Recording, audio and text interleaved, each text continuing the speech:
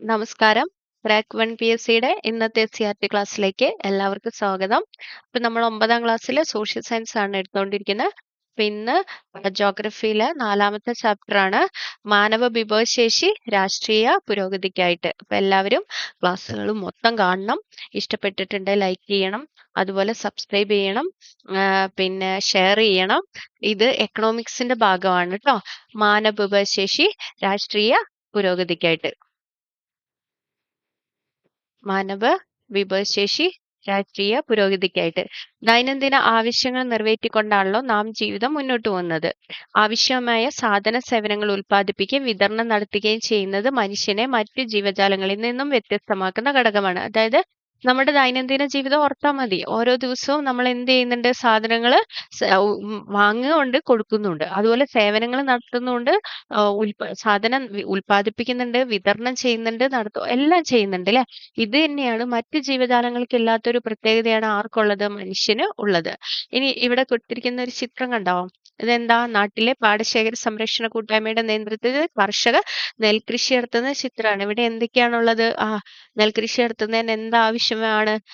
ഭൂമി വേണം അല്ലെ. അപ്പൊ ഭൂമി ഉണ്ട്, അതുപോലെ തന്നെ എന്തുണ്ട്? ഇവര് സ്ഥലം വാങ്ങി അവിടെ എന്തൊക്കെയുണ്ട്? ഉൽപാദന ഘടകങ്ങളുണ്ട്. മൂലധനം എന്ന് പറയുന്നത് എന്താണ്? ഇതാ ഈ സാധനമാണ് കേട്ടോ, ട്രാക്ടറൊക്കെ. പിന്നെ അതുപോലെ തൊഴിലാളികളില്ലേ, കണ്ടോ? തൊഴിലാളികളുണ്ട്. അപ്പം തൊഴിലാളികള് നമ്മുടെ ആ ഒരു ഇനി എന്താണ് ഈ വിഭവശേഷിക്ക് വേണ്ടി നമ്മൾ ചെയ്യേണ്ട കാര്യങ്ങൾ എന്ന ചാപ്റ്ററിൽ കാണുന്നത്? നെല്ലുൽപാദനത്തിനായി ഉപയോഗിച്ച ഘടകങ്ങൾ ഏതൊക്കെയാണ്? കൃഷിയിടങ്ങള്, വിത്ത്, ഇതൊക്കെ അല്ലെ. അപ്പൊ താഴെ കൊടുത്തിരിക്കുന്ന പട്ടിക നോക്കിയേ. ഈ പട്ടികയിൽ എന്തൊക്കെ കൊടുത്തിരിക്കുന്നത്? നമ്മുടെ ഉൽപാദന ഘടകങ്ങളെ കുറിച്ചിട്ടാണല്ലേ പറയുന്നത്. ഒന്നാമത്തെ ഭൂമി, അതായത് ലാൻഡ്. രണ്ടാമത്തത് എന്താണ്? ലേബർ. മൂന്നാമത്തെ എന്താണ്? ക്യാപിറ്റൽ, മൂലധനം. നാലാമത്തെ എന്താണ്? എന്റർപ്രണർഷിപ്പ് അല്ലെ, ഓർഗനൈസേഷൻ, അല്ലെങ്കിൽ എന്താണ്? സംരംഭകത്വം. എന്താണ്? സംരംഭകത്വം. ഇപ്പൊ ഭൂമി എന്ന് പറയുന്നത് എന്താണ്? ഇവിടെ ഭൂമി എന്ന് പറയുന്നത് എന്താണ്? ഇതാ നെൽവയലുകളാണല്ലേ, നെൽവയലുകൾ. അതുപോലെ അധ്വാനം എന്ന് പറയുന്ന ആരാണ്? അധ്വാനം എന്ന് പറയുന്ന തൊഴിലാളികളാണ്. തൊഴിലാളികളാണ്. മൂലധനം എന്ന് പറയുന്നത് എന്താ? ട്രാക്ടർ. നാലാമത്തെ സംരംഭകത്വം. ഇതിന്റെ ഒക്കെ കൂടെ ഒരു കോർഡിനേഷൻ ആണ് എന്തെന്ന് പറയുന്നത്? നല്ല തൊഴിലാളികൾ വേണം. ഇത് കൈകാര്യം ചെയ്യുന്നതിന് ആര് വേണം? ഇതുണ്ടോ? സംരംഭകര്. ഇതൊക്കെ കൺട്രോൾ ചെയ്യുന്ന ആൾക്കാരാണ് ആരെന്ന് പറയുന്നത്? സംരംഭകര് എന്ന് പറയുന്നത് അല്ലെ. ഇതിന്റെ എല്ലാം കൂടെ ലാസ്റ്റ് ആണ് നമുക്ക് എന്തെന്ന് പറയാ? ഒരു പ്രോഫിറ്റ് എന്ന് പറയുന്ന ഒരു സാധനം ഉണ്ട് അല്ലെ, ലാഭം എന്ന് പറയുന്നത്. അത് ആർക്കാണ് കിട്ടുക? സംരംഭകർക്ക് ആണ് കിട്ടുക. ഇനി അതുപോലെ നോക്കിയോ, ഭൂമി, അതുപോലെ തന്നെ അധ്വാനം എന്ന് പറഞ്ഞാൽ എന്താണ്? തൊഴിലിനെയാണ് അധ്വാനം എന്ന് പറയുന്നത്. അതുപോലെ തന്നെ മൂലധനം, സംരംഭകത്വം. ഏതൊക്കെയാണ്? ഭൂമി, അധ്വാനം, മൂലധനം, സംരംഭകത്വം. ഏതൊക്കെയാണ് നമ്മുടെ ഉൽപാദന ഘടകങ്ങൾ? ഏതൊക്കെയാണ്? ഭൂമി, അധ്വാനം, മൂലധനം, സംരംഭകത്വം. ഇനി ഇത് നമ്മൾ മുൻ ക്ലാസ്സുകളിൽ, അപ്പൊ നമ്മൾ ആ ചാപ്റ്ററിലേക്ക് വരുമ്പോൾ നമുക്ക് കൂടുതലായിട്ട് കാണാം. വെള്ളം തുടങ്ങിയ പ്രകൃതി വിഭവങ്ങളെല്ലാം ഭൂമിയുടെ ഭാഗമാണ്. പ്രതിഫലത്തിനായി മനുഷ്യർ ചെയ്യുന്ന ഭൗതികവുമായ കായികവുമായ എല്ലാ പ്രയത്നങ്ങളും അധ്വാനത്തിൽ ഉൾപ്പെടുന്നു. എന്താ പറയുന്നത്? പ്രതിഫലത്തിനായിട്ട്. ഇപ്പൊ നമ്മൾ തൊഴിൽ ചെയ്താൽ മാത്രമേ നമുക്ക് എന്ത് കിട്ടുള്ളൂ? കൂലി കിട്ടുള്ളൂ, അല്ലെ വേജ് കിട്ടുള്ളൂ അല്ലെ. അപ്പം ഒരു പ്രതിഫലം കിട്ടുന്നതിന് വേണ്ടിയിട്ട് ഒരു മനുഷ്യൻ ഭൗതികമായോ കായികമായോ ചെയ്യുന്ന എല്ലാ പ്രവർത്തനങ്ങളെയും എന്ത് എന്നാണ് പറയുന്നത്? അധ്വാനം എന്നാ പറയുന്നത്. അവിടെ കണ്ടോ, നെൽവയല് കൃഷിയിടത്തില് ജോലി ചെയ്യുന്നത് ആരാണ്? തൊഴിലാളികളാണ് അല്ലെ. അപ്പൊ അവർക്ക് പ്രതിഫലം വേണം. അതിനു വേണ്ടിയിട്ടാണ് അവർ എന്ത് ചെയ്യുന്നത്? പണിയെടുക്കുന്നത്. അതുപോലെ യന്ത്രങ്ങളും ഉപകരണങ്ങളും നെല്ലുൽപാദന പ്രക്രിയയിൽ ഉപയോഗിച്ചു അല്ലെ. നമ്മൾ പറഞ്ഞു, ട്രാക്ടർ ഉണ്ട്, യന്ത്രങ്ങളുണ്ട്, മെതിയന്ത്രമുണ്ട്. ഇപ്പൊ നമ്മൾ ഇങ്ങനെയുള്ള യന്ത്രങ്ങളൊക്കെ നെല്ലുൽപാദന പ്രക്രിയയിൽ ഉപയോഗിക്കില്ലേ. ഈ ഉൽപാദന പ്രക്രിയയെ സഹായിക്കുന്ന എല്ലാ മനുഷ്യനിർമ്മിത വിഭവങ്ങളും എന്താണ്? മൂലധനം എന്നാ പറയുന്നത്. എന്താ പറയാ?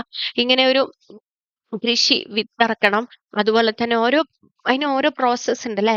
ഇതിനൊക്കെ സഹായിക്കുന്ന മനുഷ്യനിർമ്മിത വിഭവങ്ങളുണ്ട്. ഇപ്പൊ ട്രാക്ടർ ആവാം, ബിൽഡിംഗ് ആവാം, ഫാക്ടറികളാവാം, ഇങ്ങനെയൊക്കെ കിട്ടും അല്ലെ. അപ്പൊ ഇതിനെയാണ് എന്തെന്ന് പറയുന്നത്? മൂലധനം എന്ന് പറയുന്നത്. കാരണം നമ്മളത് വീണ്ടും വീണ്ടും നമുക്ക് യൂസ് ചെയ്യാനായിട്ട് പറ്റും. അത് നമ്മുടെ ഒരു അസറ്റ് ആണ് അല്ലെ. അപ്പൊ അത് അതുപോലെ തന്നെ ഭൂമി, മൂലധനം, അധ്വാനം ഇത് 3ഉം ഈ ഭൂമി വേണം, അതുപോലെ ഇതാ നേരത്തെ പറഞ്ഞ പോലെ തന്നെ ലാൻഡ് വേണം, ലേബർ വേണം, ക്യാപിറ്റൽ വേണം. ഈ 3 കൂടിയാൽ മാത്രമേ എന്ത് നമുക്ക് കിട്ടുള്ളൂ? ഒരു ഓർഗനൈസറെ കിട്ടുള്ളൂ. ഇത് 3 ഉണ്ടെങ്കിൽ മാത്രമേ നമുക്ക് എന്ത് ചെയ്യുള്ളൂ? ഒരു ബിസിനസ് കൊണ്ടുപോകാൻ പറ്റൂ. നമുക്ക് കുറെ ഭൂമിയുണ്ട്, അധ്വാനിക്കാൻ നമ്മൾ തയ്യാറാണ്. നമ്മളുടെ കയ്യിൽ മൂലധനം ഇല്ല. അങ്ങനെയാണെങ്കിൽ നമുക്കൊരു ഓർഗനൈസർ ആവാൻ പറ്റുമോ? ഇല്ല. അതുപോലെ നമ്മുടെ കയ്യിൽ ഭൂമിയുണ്ട്, മൂലധനമുണ്ട്. പക്ഷെ പണിക്ക് ആളെ കിട്ടുന്നില്ല. അങ്ങനെയാണെങ്കിൽ നമുക്കൊരു ഓർഗനൈസർ ആവാൻ പറ്റുമോ? ഇല്ല. അപ്പൊ ഈ 4 ഫാക്ടറും ഒരുമിച്ച് വന്നാൽ മാത്രമേ നമുക്ക് എന്ത് ചെയ്യാൻ പറ്റുള്ളൂ?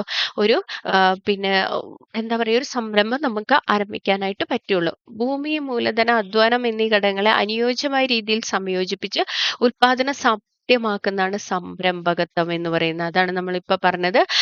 എന്തൊക്കെയാ? ഭൂമി, മൂലധനം, അധ്വാനം എന്നീ ഘടകങ്ങളെ അനുയോജ്യമായ രീതിയിൽ സംയോജിപ്പിച്ച് ഉൽപാദനം സാധ്യമാക്കുന്നതാണ് എന്തെന്ന് പറയുന്നത്? സംരംഭകത്വം എന്ന് പറയുന്നത്. ഏതൊരു വസ്തുവിന്റെ ഉൽപാദന പ്രക്രിയയിൽ മേൽ പറഞ്ഞ 4 ഘടകങ്ങളും അനിവാര്യമാണ്. അതായത് ഇപ്പൊ ജസ്റ്റ് നമ്മൾ എഴുതുന്ന ഒരു പേന ഉണ്ടാക്കണമെങ്കിൽ പോലും അതിന് എന്ത് വേണം? 4 ഘടകങ്ങളും അനിവാര്യം ആണ് എന്നാ പറയുന്നത്. ഇവയെ ഉപയോഗപ്പെടുത്തുന്നതിന് ഭൂമിക്ക് പാട്ടം, അതാണ് ഇതിൽ നിന്ന് നമുക്കൊരു ബെനിഫിറ്റ് വേണ്ടേ? ഇപ്പൊ ഭൂമിയിൽ നിന്ന് നമുക്ക് എന്തെങ്കിലും കിട്ടിയാലല്ലേ ഭൂമി ഉപയോഗിക്കാൻ പറ്റുള്ളൂ. ഇപ്പൊ ഭൂമിയിൽ നിന്ന് നമുക്ക് എന്താ കിട്ടുന്നത്? ഇങ്ങനെ ഭൂമിയിൽ നിന്ന് നമുക്ക് എന്താ കിട്ടുന്നത്? ഭൂമിയിൽ നിന്ന് നമുക്ക് പാട്ടം കിട്ടും, അല്ലെ റെന്റ് കിട്ടൂല. റെന്റ് പാട്ടത്തിന് കൊടുക്കും, റെന്റ് കിട്ടും. ഭൂമിയിൽ നിന്ന് നമ്മൾ എന്ത് കൊടുക്കും? പാട്ടം. അതാണ് അതിന്റെ ഇതിന്റെ പ്രതിഫലം. ഭൂമിയുടെ പ്രതിഫലം എന്ന് പറയുന്നത് എന്താണ്? പാട്ടമാണ്. ഓർത്തിരിക്കണം. അതുപോലെ അധ്വാനം, ലേബറിൽ നിന്ന് കിട്ടുന്ന എന്താണ്? വേതനം. എന്താ? അധ്വാനത്തിൽ നിന്ന് കിട്ടുന്ന എന്താണ്? വേതനം, അല്ലെങ്കിലോ വേജ്. അതുപോലെ മൂലധനത്തിൽ നിന്ന് നമുക്ക് എന്ത് വേണം? പലിശ വേണം, അല്ലെ? നമ്മളിങ്ങനെ സ്ഥിരമായിട്ട് ഇപ്പൊ നമ്മുടെ ബിൽഡിംഗ് കൊടുക്കുന്നു, ഒരു ഫാക്ടറി നിർമ്മിക്കാൻ നമ്മൾ ബിൽഡിംഗ് കൊടുക്കുന്നു. നമുക്കതിൽ നിന്ന് അത് കൊടുക്കണമെങ്കിൽ എന്തെങ്കിലും ഒരു ബെനിഫിറ്റ് വേണം. അപ്പൊ നമുക്ക് അതിൽ നിന്ന് പലിശ വേണം.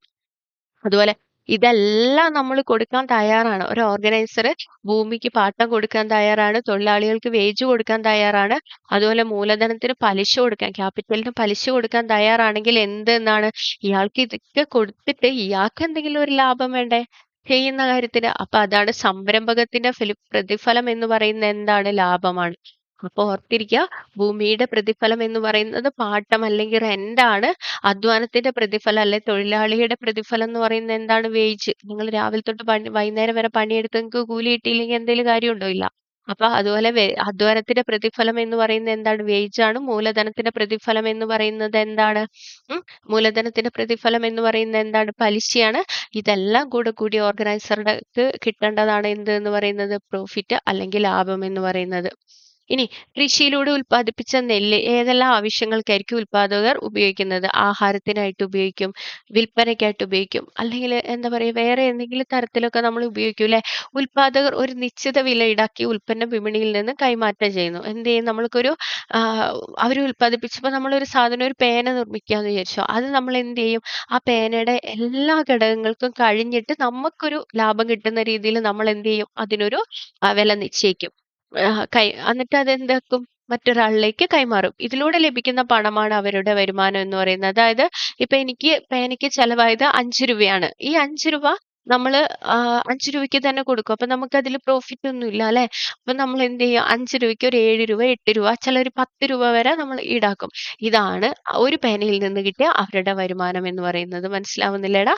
ഇതാണ് ഒരു പേനയിൽ നിന്ന് കിട്ടിയ അവരുടെ വരുമാനം എന്ന് പറയുന്നത്. ഓക്കെ, കിട്ടിയോ? ഇതാണ്. അപ്പം നോക്കിക്കേ, ഉൽപാദകർ ഒരു നിശ്ചിത വില ഈടാക്കി ഉൽപ്പന്നം വിപണിയിൽ കൈമാറ്റം ചെയ്യുന്നു. ഇതിലൂടെ ലഭിക്കുന്ന പണമാണ് അവരുടെ വരുമാനം എന്ന് പറയുന്നത്. പണം നിലവിലില്ലാതിരുന്ന കാലത്ത് വസ്തുക്കൾ കൈമാറ്റം ചെയ്യപ്പെട്ടിരുന്നത് എങ്ങനെയായിരുന്നു? ആലോചിച്ചിട്ടുണ്ടോ? പണം ഇല്ല. പണ്ടത്തെ കാലത്ത് പണം ഇല്ലായിരുന്നു. ആ സമയത്ത് ഇവരെങ്ങനെയായിരുന്നു കൈമാറ്റം ചെയ്തിരുന്നത്? ആ സമയത്ത് വസ്തുക്കൾക്ക് പകരം വസ്തുക്കളായിരുന്നു കൈമാറ്റം ചെയ്തിരുന്നത്. ഇങ്ങനെ വസ്തുക്കൾക്ക് പകരം ഇപ്പം എനിക്ക് ആവശ്യം ഒരു മത്തങ്ങയാണ്. നമ്മുടെ മുമ്പിൽ നിങ്ങൾക്ക് ആവശ്യം എന്തായിരിക്കും? നിങ്ങൾക്ക് ആവശ്യം ചേനയാണ്. അപ്പൊ ഞാൻ എന്ത് ചെയ്യും? എന്ത് ചെയ്യും? നിങ്ങളുടെ കയ്യിലുള്ള മത്തങ്ങ എനിക്ക് തരും. എന്റെ കയ്യിലുള്ള ചേന ഞാൻ നിങ്ങൾക്ക് തരും. അതാണ് വസ്തുക്കൾക്ക് പകരം വസ്തുക്കൾ കൈമാറ്റം ചെയ്യുന്ന വിനിമയ മാർഗമാണ് എന്ത് എന്ന് പറയുന്നത്? ബാർട്ടർ സമ്പ്രദായം എന്ന് പറയുന്നത്. എന്താ പറയാ? വസ്തുക്കൾക്ക് പകരം വസ്തുക്കൾ കൈമാറ്റം ചെയ്യപ്പെടുന്ന വിനിമയ മാർഗത്തിന് എന്ത് എന്ന് പറയും? ബാർട്ടർ സമ്പ്രദായം എന്ന് പറയും. ഈ സമ്പ്രദായത്തിന് പല പോരായ്മകളും ഉണ്ടായിരുന്നു. എന്താ ഈ സമ്പ്രദായത്തിന്? എനിക്കിപ്പോ ആവശ്യം ഞാൻ നിങ്ങൾക്ക് എന്റെ കയ്യിൽ കുറെ പേനകളുണ്ട്. അപ്പൊ ഞാൻ നിങ്ങൾക്ക് ഇങ്ങനെ തരാം. പക്ഷെ നമുക്ക് ആവശ്യം എന്താണ്? പെൻസിലാണ്. ഓക്കെ. അപ്പം ആവശ്യത്തിന് പെൻസിൽ കിട്ടാനില്ല. ഈ സാഹചര്യത്തിൽ എന്ത് ചെയ്യും? ഈ സാഹചര്യത്തിൽ എന്ത് ചെയ്യും?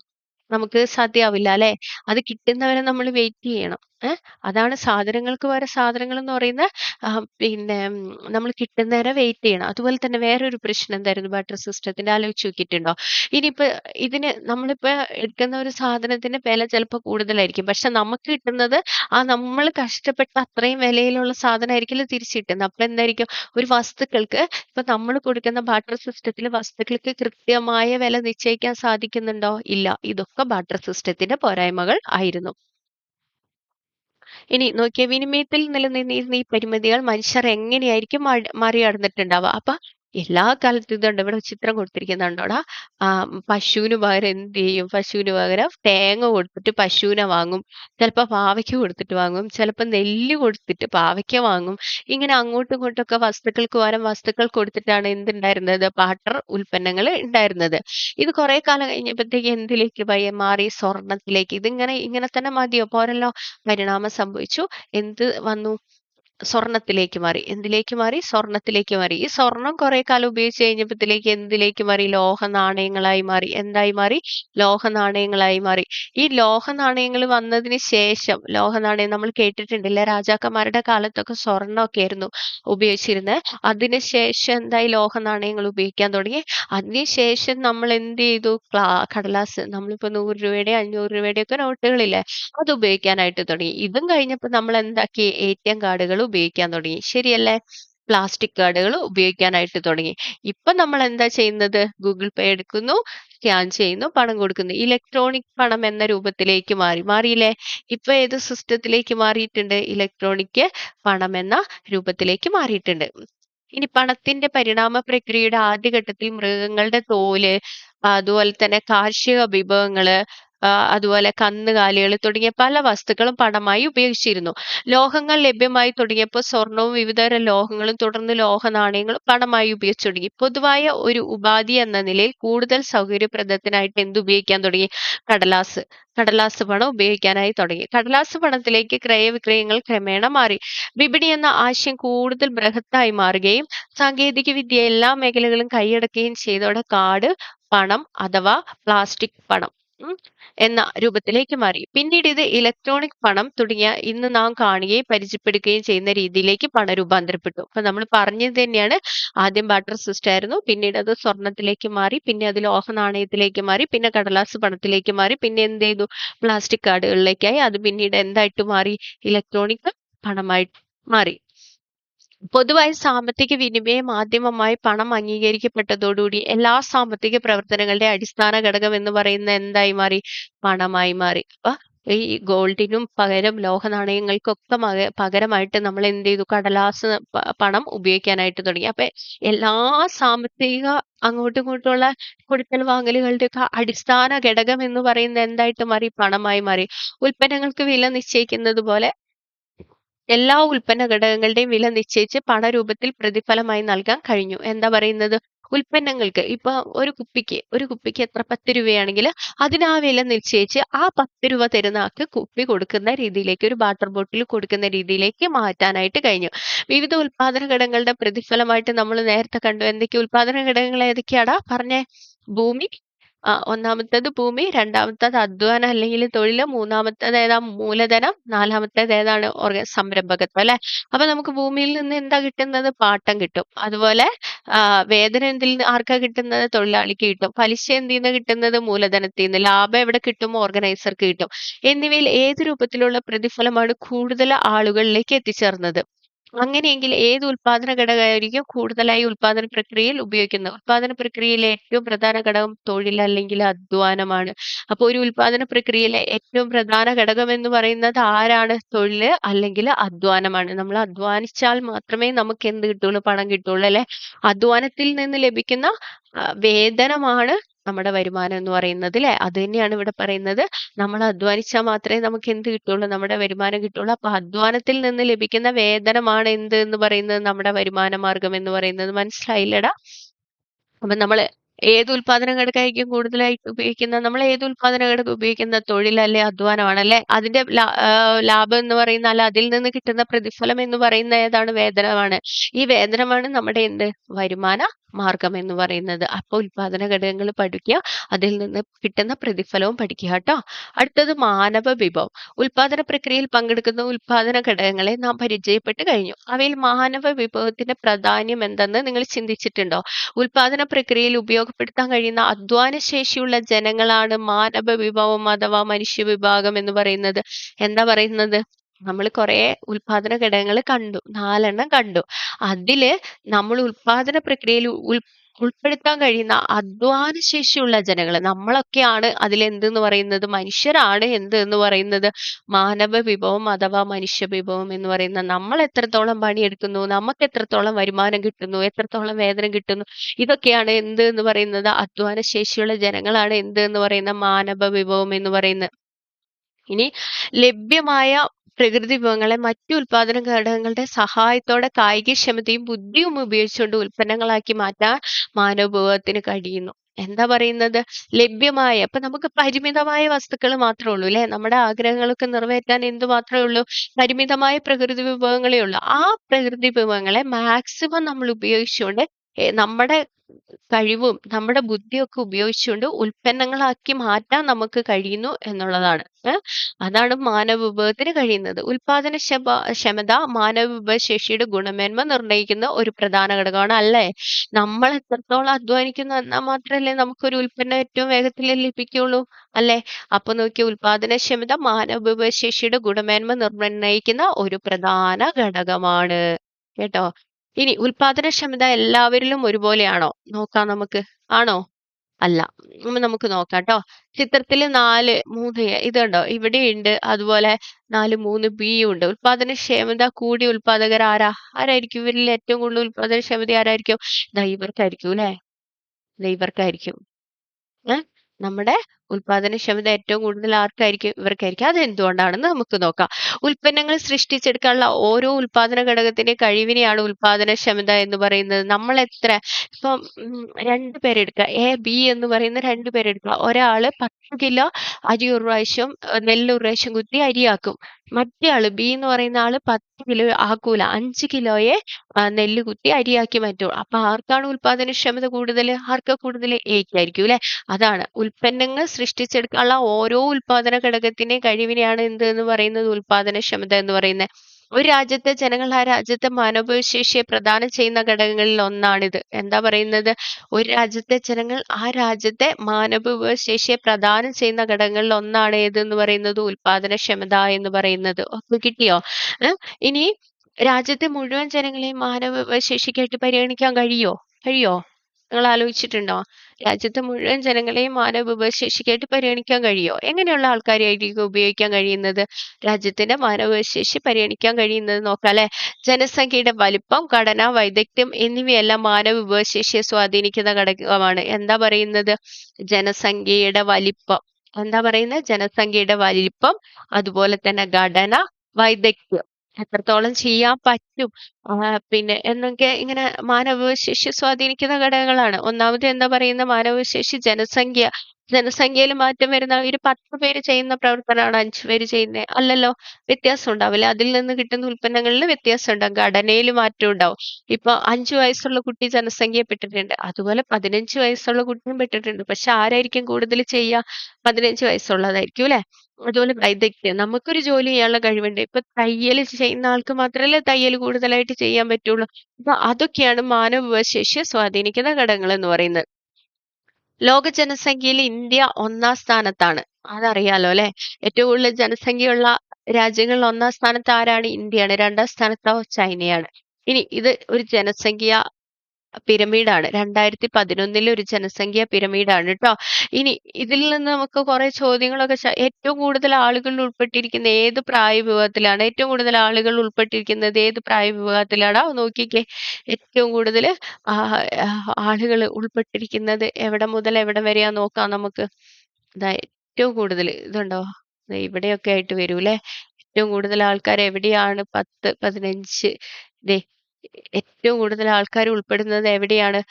ഒരു 10, 59 വയസ്സ് വരെയൊക്കെ അല്ലേ? ഏറ്റവും കൂടുതൽ ആൾക്കാർ എവിടെ മുതലാണ്? ഒരു 11, 14, 10 വയസ്സിന് മേലെ ഒരു 60 വയസ്സിനിടയിൽ. ഇതിൽ ഏത് പ്രായവിഭാഗത്തിലാണ് നിങ്ങൾ ഉൾപ്പെടുന്നത്? നിങ്ങൾ ഏത് പ്രായവിഭാഗത്തിൽ ഉൾപ്പെടുന്നതെന്ന് നോക്കുക.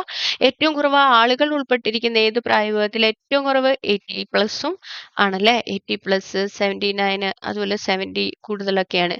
ഇനി ഓരോ പ്രായവിഭാഗത്തിലെ സ്ത്രീ പുരുഷ അനുപാതം കണ്ടെത്തുക. ഇതൊക്കെ നിങ്ങൾ സമയം കിട്ടുന്ന പോലെ ചെയ്യണം ട്ടോ. ഇനി ജനസംഖ്യാ പിരമിഡിന്റെ ഘടന നിങ്ങൾ മനസ്സിലാക്കിയല്ലോ. വിവിധ പ്രായപരിധിയിൽപ്പെടുന്ന ജനങ്ങൾ ഉൾപ്പെടുന്നതാണ് രാജ്യത്തിന്റെ ജനസംഖ്യാ ഘടന എന്ന് പറയുന്നത്. എന്താ പറയുന്നത്? വിവിധ പ്രായപരിധിയിൽ ഇപ്പൊ 5 മുതൽ 10 വയസ്സ് വരെ, അതുപോലെ 10 മുതൽ 15 വയസ്സ് വരെ, 15 വയസ്സ് മുതൽ 59 വയസ്സ് വരെ, ഇങ്ങനെ ഓരോ പ്രായപരിധിയിൽപ്പെടുന്ന ജനങ്ങൾ ഉൾപ്പെടുന്നതാണ് എന്ത് എന്ന് പറയുന്നത്? രാജ്യത്തിന്റെ ജനസംഖ്യാ ഘടന എന്ന് പറയുന്നത്. ജനസംഖ്യയുടെ വലിപ്പമല്ല അതിന്റെ ഗുണമേന്മയാണ് മാനവവിഭവത്തെ നിർണ്ണയിക്കുന്നത്. അത് തന്നെയാണ് നമ്മൾ നേരത്തെ പറഞ്ഞത് ല്ലേ? ജനസംഖ്യ കൂടുതലായിരിക്കും, പക്ഷെ അതിൽ എത്ര പേർക്ക് തൊഴിൽ ചെയ്യാൻ പറ്റുമെന്നതിനെ അടിസ്ഥാനമാക്കിയിട്ടാണ് എന്ത് വരുന്നത്? മാനവവിഭവം വരുന്നത്. മനസ്സിലായോ? എത്ര പേർക്ക് ഗുണമേന്മയുള്ള, അതായത് തൊഴിലെടുക്കാൻ സന്നദ്ധരായിട്ടുള്ള, അല്ലെങ്കിൽ കഴിവുള്ള, അല്ലെങ്കിൽ ചെയ്യാൻ പറ്റുന്നവർ എത്ര പേരുണ്ട്? ഇതിനെ അടിസ്ഥാനമാക്കിയാണ് ഒരു രാജ്യത്തിന്റെ മാനവ വിഭവം എന്ന് പറയുന്നത്. ഇന്ത്യ ഗവൺമെന്റ് 2023 ഫെബ്രുവരിയിൽ പ്രസിദ്ധീകരിച്ച പീരിയോഡിക് ലേബർ ഫോഴ്സ് സർവേ, എന്താ പറയുന്നത്? PLFS ട്ടോ. PLFS എന്ന് വെച്ചാൽ എന്താ? Periodic labour force survey report പ്രകാരം 15 വയസ്സിനും അതിനു മുകളിലും പ്രായമുള്ള, തൊഴിൽ ചെയ്യാൻ സന്നദ്ധതയും കഴിവുമുള്ള ജനവിഭാഗമാണ് രാജ്യത്തിന്റെ തൊഴിൽ സേന എന്ന വിഭാഗത്തിൽ ഉൾപ്പെടുന്നത്. എന്താ പറയുന്നത്? അപ്പൊ ഇന്ത്യ ഗവൺമെന്റ്, നമ്മുടെ ഗവൺമെന്റ് 2023 ഒരു സർവേ നടത്തി. എന്ത് സർവേ നടത്തിയത്? Periodic labour force survey. ഇതിന്റെ റിപ്പോർട്ട് പ്രകാരം 15 വയസ്സിനും അതിനു മുകളിലും പ്രായമുള്ള, തൊഴിൽ ചെയ്യാൻ സന്നദ്ധതയും കഴിവുമുള്ള ജനവിഭാഗമാണ് രാജ്യത്തിന്റെ തൊഴിൽ സേന എന്ന് പറഞ്ഞു. അപ്പൊ എത്ര വയസ്സ് മുതലാ? 15 വയസ്സും അതിനു മുകളിലുമാണ് ട്ടോ. അങ്ങനെയുള്ള ആൾക്കാരെയാണ് എന്തെന്ന് വിളിക്കുന്നത്? തൊഴിൽ സേന എന്ന് വിളിക്കുന്നത്. ഈ ഘടനയിൽപ്പെട്ട ജനങ്ങളുടെ എണ്ണം കൂടുതലാണെങ്കിൽ സമ്പദ്ഘടനയുടെ വരുമാനത്തെയും വളർച്ചയും അത് അനുകൂലമായിട്ട്.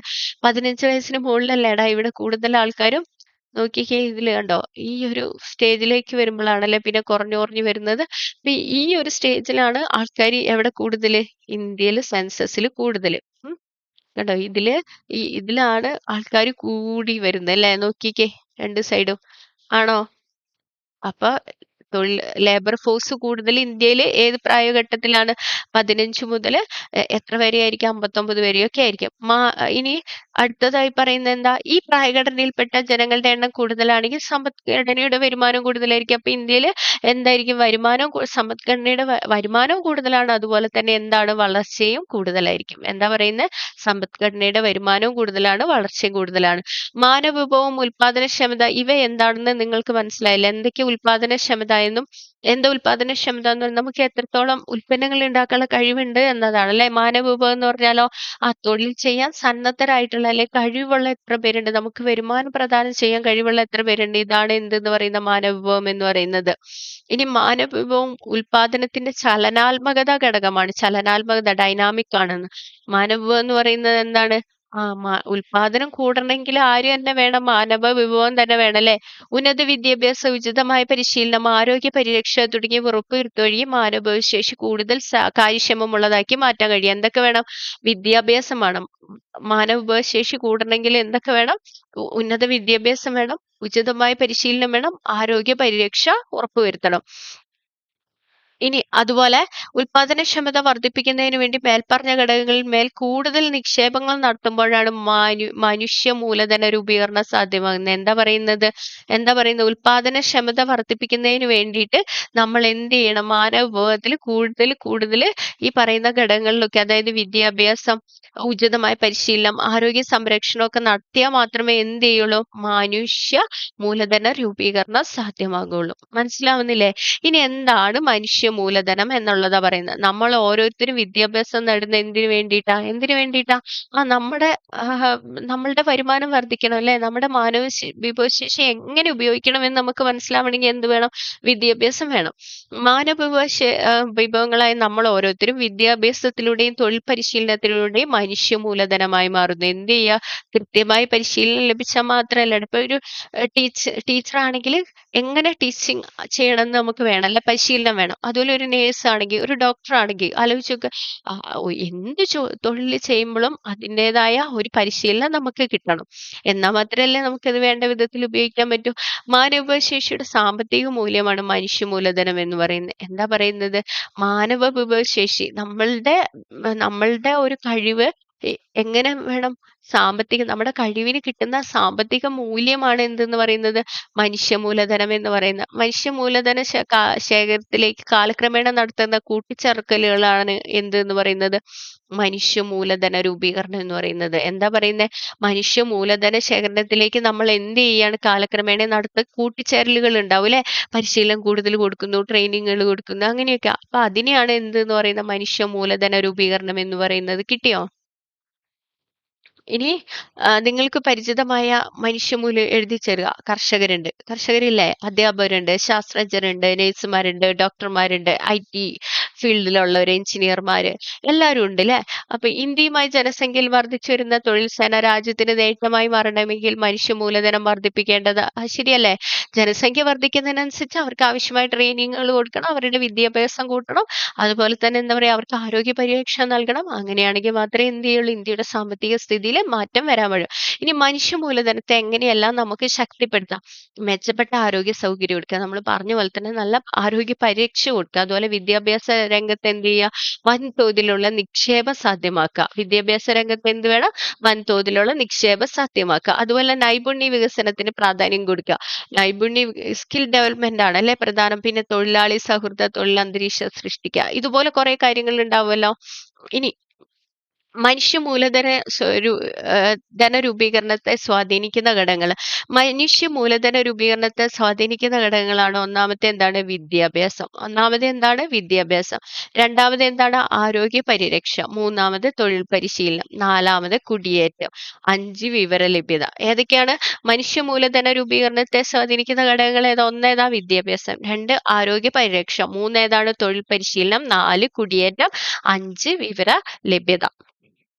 ഇനി മനുഷ്യ മൂലധന രൂപീകരണത്തിന് സഹായിക്കുന്ന ഘടകങ്ങൾ ഏതൊക്കെയാണ്? പഠിച്ചു വെക്കണം കേട്ടോ. നമുക്ക് ചിലപ്പോൾ കൂട്ടത്തിൽ വരാത്തത് ഏത്, ചിലപ്പോൾ വേറെ എന്തെങ്കിലുമൊക്കെ ആഡ് ചെയ്തിട്ട് ഇത് മനുഷ്യ മൂലധനത്തെ രൂപീകരണത്തെ സ്വാധീനിക്കുന്ന ഘടകങ്ങളാണോ എന്നൊക്കെ ചോദിക്കും. ഒന്നാമത്തെ ഏതാണ്? വിദ്യാഭ്യാസം. 2 ഏതാണ്? ആരോഗ്യം. 3 ഏതാണ്? കുടിയേറ്റം. 4 തൊഴിൽ പരിശീലനം. 5 വിവര ലഭ്യത. ഇനി എന്താണ് വിദ്യാഭ്യാസം? എന്തുകൊണ്ടാണ് രക്ഷിതാക്കൾ നമ്മുടെ വിദ്യാഭ്യാസത്തിന് വളരെയധികം പ്രാധാന്യം നൽകുന്നത്? വിദ്യാഭ്യാസത്തിലൂടെ എന്തെല്ലാം മാറ്റങ്ങളാണ് നമ്മളിൽ ഉണ്ടാകുന്നത്? വിദ്യാഭ്യാസം വൈദഗ്ധ്യവുമായുള്ള ജനത രാജ്യത്തിന്റെ ആസ്തിയല്ലേ? എങ്ങനെയെല്ലാമാണ് അവർ രാജ്യത്തിന്റെ വികസനത്തെ സ്വാധീനിക്കുന്നത്? വിദ്യാഭ്യാസത്തിലൂടെ ആധുനിക സാങ്കേതിക വിദ്യ ഫലപ്രദമായി വിനിയോഗിക്കാനും മെച്ചപ്പെട്ട തൊഴിൽ സ്വായത്തമാക്കാനും കൂടുതൽ വരുമാനം നേടാനും അതുവഴി രാജ്യത്തിന്റെ വളർച്ചയ്ക്ക് മുതൽക്കൂട്ടാകാനും ജനതയ്ക്ക് കഴിയുന്നു. എന്താ പറയുന്നത്? വിദ്യാഭ്യാസത്തിലൂടെ ആധുനിക സാങ്കേതിക വിദ്യ ഫലപ്രദമായി വിനിയോഗിക്കാൻ കഴിയൂലേ? അന്നേരല്ലേ കൂടുതൽ ഉൽപ്പന്നം നമുക്ക് കിട്ടുക ആധുനിക സാങ്കേതിക വിദ്യയൊക്കെ ഉപയോഗിക്കുന്നത്. അപ്പൊ എന്ത് ചെയ്യും? വരുമാനം നേടാനും അതുവഴി രാജ്യത്തിന്റെ വളർച്ചയ്ക്ക് മുതൽക്കൂട്ടാകാനും ഓരോ വ്യക്തിക്കും സാധിക്കും. ഇനി വിദ്യാഭ്യാസത്തിലൂടെ ഉയർന്ന ജീവിത നിലവാരം നേടുക എന്നതിലുപരി ഉന്നത മൂല്യബോധമുള്ള ഒരു സമൂഹത്തെ സൃഷ്ടിക്കാനും സാധിക്കുന്നു. എന്ത് ചെയ്യും? വിദ്യാഭ്യാസം കൂടുമ്പോഴാണ് നമുക്ക് എന്ത് ഉണ്ടാവുള്ളൂ? ഉന്നത മൂല്യബോധം ഉണ്ടാവുള്ളൂ. മാനവവിഭവത്തെ മനുഷ്യ മൂലധനമാക്കി വികസിപ്പിച്ചെടുക്കാൻ പൊതുമേഖലയിലും സഹകരണ മേഖലയിലും സ്വകാര്യ മേഖലയിലും വൻ നിക്ഷേപങ്ങൾ നടത്തേണ്ടതുണ്ട്. ഇപ്പൊ മാനവവിഭവം മനുഷ്യ മൂലധനമാക്കി വികസിപ്പിക്കാൻ വേണ്ടി എന്ത് ചെയ്യണം? വിദ്യാഭ്യാസ മേഖലയിൽ പൊതുമേഖലയിലൊക്കെ എന്ത് ചെയ്യണം? നിക്ഷേപങ്ങൾ നടക്കണം. ഇനി എന്താണ് നോളേജ് എക്കോണമി? ഇപ്പത്തെ ഒരു ടേമാണല്ലേ നോളേജ് എക്കോണമി. എന്താണ് നോളേജ് എക്കോണമി? ഭൗതിക ശേഷിയും വിവരസാങ്കേതിക വിദ്യയും സമന്വയിപ്പിച്ചുകൊണ്ട് പരമാവധി സാമ്പത്തിക വളർച്ച കൈവരിക്കുക എന്നതാണ് ആധുനിക കാലഘട്ടത്തിന് അനിവാര്യത. എന്താ പറയുന്നത്? ഭൗതിക ശേഷിയും അതുപോലെ തന്നെ എന്ത് വേണം? വിവരസാങ്കേതിക വിദ്യയും ഒന്നിപ്പിച്ചു കൊണ്ടുപോകണം. എന്നാൽ മാത്രമേ എന്ത് നടക്കുകയുള്ളൂ? സാമ്പത്തിക വളർച്ച നടക്കുകയുള്ളൂ. മനസ്സിലാവുന്നില്ലേ? അപ്പൊ അങ്ങനെയാണെങ്കിൽ സാമ്പത്തിക പ്രവർത്തനങ്ങളുടെ വിവിധ തലങ്ങളിൽ ബുദ്ധിയോടൊപ്പം നൂതന സാങ്കേതിക ആശയങ്ങളും വിവര സാങ്കേതിക വിദ്യയും വിനിയോഗിക്കുന്ന സമ്പദ് ക്രമമാണ് വിജ്ഞാന സമ്പദ് വ്യവസ്ഥ അല്ലെ നോളേജ് എക്കോണമി എന്ന് പറയുന്നത്. എന്താ പറയാ? സാമ്പത്തിക പ്രവർത്തനങ്ങളുടെ വിവിധ തലങ്ങളിൽ നമ്മുടെ കഴിവ് മാത്രം പോരാ, നമ്മുടെ ഐക്യു മാത്രം പോരാ, കൂടെ എന്ത് കൂടെ വേണം? ആധുനിക സാമ്പത്തിക ആശയങ്ങളും കൂടെ വേണം. കൂടെ എന്ത് വേണം? വിവര സാങ്കേതിക വിദ്യ വിനിയോഗിക്കുന്ന സമ്പദ് ക്രമമാണ് എന്ത് എന്ന് പറയുന്നത്? നോളേജ് എക്കോണമി അല്ലെ വിജ്ഞാന സമ്പദ് വ്യവസ്ഥ എന്ന് പറയുന്നത്. ഭൗതികമായ ഒരു ഭൗതിക മൂലധനമാക്കി ഭൗതികതയെ ഒരു ഭൗതിക മൂലധനമാക്കി മാറ്റി ഉൽപാദനവും അതിലൂടെ ലഭ്യമാകുന്ന ഭൗതിക ഉൽപ്പന്നങ്ങളുടെ കൊടുക്കൽ വാങ്ങലുകളുമാണ് ഇതിവിടെ ലക്ഷ്യമിടുന്നത്. എന്താ പറയുന്നത്? ഭൗതികതയെ ഒരു ഭൗതിക മൂലധനമാക്കി മാറ്റുക, അതിലൂടെ എന്ത് ചെയ്യും? ഉൽപാദനവും അതിലൂടെ ലഭ്യമാക്കുന്ന ഭൗതിക ഉൽപ്പന്നങ്ങളുടെ കൊടുക്കൽ വാങ്ങലുകളുമാണ് ഇവിടെ ലക്ഷ്യമാക്കുന്നത്. ശാസ്ത്രജ്ഞർ, ഗവേഷകർ, നയരൂപീകരണ വിദഗ്ധർ, ഓഹരി നികുതി എന്നിവയെക്കുറിച്ച് വിദഗ്ധ അഭിപ്രായം നൽകുന്നവർ, സോഫ്റ്റ്വെയർ വിദഗ്ധർ എന്നിവരെല്ലാം ഈ മേഖലയെ ശക്തിപ്പെടുത്താൻ മനുഷ്യ വിഭവങ്ങളാണ്. ഓക്കെ, നോളേജ് എക്കോണമിയിൽ എന്താണ്? എല്ലാവരും ഉൾപ്പെടുത്താൻ ശാസ്ത്രജ്ഞരെ, ഗവേഷകരെ, നയരൂപീകരണ വിദഗ്ധരെ, ഓഹരി നികുതി എന്നിവയെക്കുറിച്ച് വിദഗ്ധ അഭിപ്രായം പറയുന്നവര്, സോഫ്റ്റ്വെയർ വിദഗ്ധർ എന്നിവരെല്ലാം ഉൾപ്പെടുത്താം. ടെക്നോ പാർക്ക്, ഇൻഫോ പാർക്ക് തുടങ്ങിയ സ്ഥാപനങ്ങൾ വിജ്ഞാന സമ്പദ് വ്യവസ്ഥയുടെ വളർച്ചയ്ക്ക് ആക്കം കൂട്ടുന്ന ആസ്തികളാണ്. ഇപ്പൊ നോളേജ് എക്കോണമിക്ക് വളർച്ചയ്ക്ക് കൂടുതൽ സപ്പോർട്ട് ചെയ്യുന്ന രണ്ട് ഫാക്ടേഴ്സ് ഏതൊക്കെയാന്ന് പറയുന്നത്? ടെക്നോ പാർക്കുകളും ഇൻഫോ പാർക്കുകളും ഒക്കെ അല്ലേ? അപ്പൊ അത് ഓർത്തിരിക്കുക. ഇനി ഇത്തരത്തിലൂടെ നിക്ഷേപത്തിലൂടെ വിദ്യാഭ്യാസ നയങ്ങൾ പ്രാവർത്തികമാക്കാൻ സാധിക്കുന്നതോടൊപ്പം വിദ്യാഭ്യാസ മേഖലയിൽ സാങ്കേതികമായ നൂതന പദ്ധതികൾ ആവിഷ്കരിച്ച് നടപ്പിലാക്കാനും കഴിയുന്നു. ഇത് സമ്പദ്ഘടനയുടെ വളർച്ചയ്ക്കും പുരോഗതിക്കും അത്യന്താപേക്ഷിതമാണ്. എന്താ പറയുന്നത്? വിദ്യാഭ്യാസ മേഖലയിൽ കൂടുതൽ നിക്ഷേപം നടത്തുന്നതിലൂടെ എന്ത് ചെയ്യും? വിദ്യാഭ്യാസ മേഖലയിൽ നമുക്ക് സാങ്കേതികമായ നൂതന പദ്ധതികൾ ആവിഷ്കരിച്ച് നടപ്പിലാക്കാനായിട്ട് കഴിയുന്നു. ഇത് സമ്പദ്ഘടനയുടെ വളർച്ചയ്ക്കും പുരോഗതിക്കും അത്യന്താപേക്ഷിതമാണ്. നോക്കിക്കേ, ഇവിടെ ഒരു ചാർട്ട് തന്നിരിക്കുന്നുണ്ടോ? ഇങ്ങനെ ഇങ്ങനെ കയറി പോവുകയാണ് അല്ലെ? നമുക്ക് നോക്കാം. ഒന്നാമതായിട്ട് നമ്മൾ എന്ത് വേണം? വിദ്യാഭ്യാസം വേണം. ഈ നല്ലൊരു വിദ്യാഭ്യാസം ലഭിക്കുന്ന ആൾക്ക് നമുക്ക് എന്ത് കിട്ടും? കഴിവ് വർദ്ധിക്കും. നല്ലൊരു വിദ്യാഭ്യാസം ലഭിച്ച എന്ത് കിട്ടും? കഴിവ് വർദ്ധിക്കും. അപ്പൊ നമുക്ക് കഴിവ് മാത്രം മതിയോ? കുറച്ച് സാങ്കേതിക പരിജ്ഞാനം കൂടി ഉണ്ടെങ്കിൽ നമുക്ക് ഒന്നും കൂടെ കയറാനായിട്ട് കഴിയും. അത് കഴിഞ്ഞ് സാങ്കേതിക നൈപുണ്യ വികസനവും വേണമല്ലേ? നമ്മുടെ സ്കില്ല് ഡെവലപ്മെന്റ് ചെയ്യാനുള്ള ഒരു ട്രെയിനിങ് കൂടെ നമുക്ക് കിട്ടണം. അപ്പൊ നമ്മൾ എന്ത് ചെയ്യും? നമ്മുടെ സ്കില്ലൊക്കെ വെച്ചിട്ട് നമ്മൾ എന്ത് ചെയ്യും? ഒരു മെച്ചപ്പെട്ട തൊഴിൽ കണ്ടെത്തും. എന്ത് ചെയ്യും? മെച്ചപ്പെട്ട തൊഴിൽ കിട്ടും. മെച്ചപ്പെട്ട തൊഴിൽ കിട്ടിക്കഴിഞ്ഞാൽ നമുക്ക് എന്താവും? മെച്ചപ്പെട്ട വരുമാനം ലഭിക്കും. അപ്പൊ നമ്മൾ വരുമാനം ലഭിച്ചു തുടങ്ങിയാൽ നമ്മുടെ ജീവിത നിലവാരം എങ്ങനെയായിരിക്കും? താന്നിരിക്കോ? ഉയർന്നിരിക്കോ? മെച്ചപ്പെട്ട ജീവിത നിലവാരത്തിലേക്ക് നമ്മൾ എന്ത് ചെയ്യൂടാ? മെച്ചപ്പെട്ട ജീവിത നിലവാരത്തിലേക്ക് എത്തും. ഇങ്ങനെ മെച്ചപ്പെട്ട ജീവിത നിലവാരത്തിൽ നമ്മൾ എത്തിയാൽ മാത്രമേ, ഓരോ വ്യക്തി എത്തിയാൽ മാത്രമേ എന്ത് ചെയ്യാൻ പറ്റുള്ളൂ? രാജ്യ പുരോഗതി സാധ്യമാക്കുള്ളൂ എന്നാ പറയുന്നത്. മനസ്സിലായില്ലേ? അപ്പൊ ഇതാണ് വിദ്യാഭ്യാസം മാനവശേഷിയില് വിദ്യാഭ്യാസത്തിന്റെ പങ്ക് എന്ന് പറയുന്നത്. അതുപോലെ അടുത്തത് എന്താണ്? ആരോഗ്യം. എന്താണ് ആരോഗ്യം? എന്താ ആരോഗ്യം എന്ന് പറയുന്നത്? ആലോചിച്ചിട്ടുണ്ടോ? എന്താ ആരോഗ്യം എന്ന് പറയുന്നത്? ശാരീരികവും മാനസികവും സാമൂഹ്യമായ സുസ്ഥിതിയാണ് ആരോഗ്യം എന്ന് പറയുന്നത്. എന്താ പറയുന്നത്? ശാരീരികവും മാനസികവും സാമൂഹ്യമായ സുസ്ഥിതിയാണ് ആരോഗ്യം എന്ന് പറയുന്നത്.